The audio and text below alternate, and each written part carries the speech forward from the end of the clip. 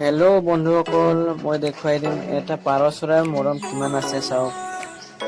এই পাৰ চৰাইজনী কিমান মৰম লগা চাচোন। কিমান মৰম লগা দৃশ্য। বহুত দূৰৰ পৰা ইয়াত খাবলৈ আহে, আহাৰ বিচাৰি আহে। খাদ্যৰ কাৰণে কিমান দূৰৰ পৰা আহে চাচোন।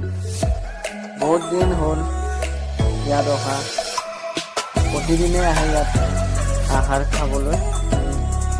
চাচোন কিমান মৰম লগা পাৰ। সঁচাকৈ ইয়াতে ভাবিব লগা কথা।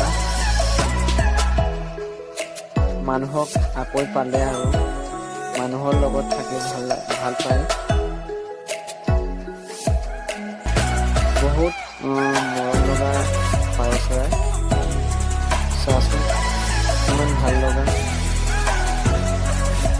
তাৰ কাৰণে ইয়াত আহাৰৰ প্ৰস্তুত কৰা হৈছে। বিভিন্ন ধৰণৰ বস্তু খায়।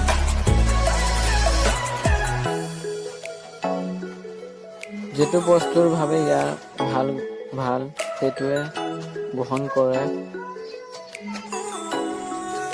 এইটো চাওক কিমান ভাল লগা দৃশ্য। এইটো চাওক কিমান ভাল লগা দৃশ্য। এই পাৰযোৰ 4-5 ঘৰ এৰি আহে, ইয়াত আহাৰ খাবলৈ আহে। বহুত মৰম লগা পাৰ। এবাৰ ঘূৰি চাওঁ।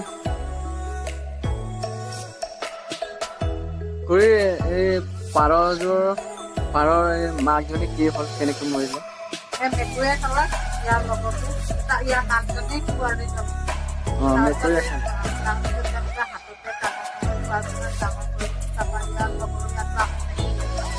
ইয়াৰ লগৰীয়াটো মেকুৰীয়ে খাই দিলে।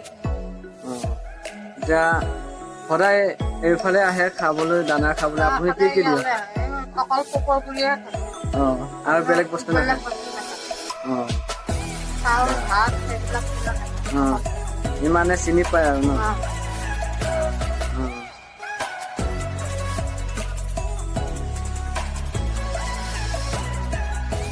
এই পাৰজনী চাই কেনেকুৱা অনুভৱ কৰিছে। আপোনালোকে ভিডিঅ'টো চাই ভাল লাগিলে তলত ছাবস্ক্ৰাইব কৰি দিব, লাইক কৰি দিব আৰু কমেণ্ট কৰি দিব। আজি ভিডিঅ'টো ইমানেই। ধন্যবাদ।